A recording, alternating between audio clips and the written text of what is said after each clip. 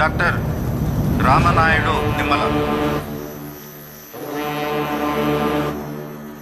Doctor Nimmala Ramanaidu అనే నేను శాసనసభ సభ్యునిగా ఎన్నిక అయినందున శాసనం ద్వారా నిర్మితమైన భారత రాజ్యాంగం పట్ల నిజమైన విశ్వాసం, విధేయత చూపుతానని, భారతదేశ సార్వభౌమాధికారాన్ని, సమగ్రతను కాపాడుతానని, నేను స్వీకరించబోయే కర్తవ్యాన్ని శ్రద్ధాశక్తులతో నెరవేరుస్తానని దైవ సాక్షిగా ప్రమాణం చేస్తున్నాను.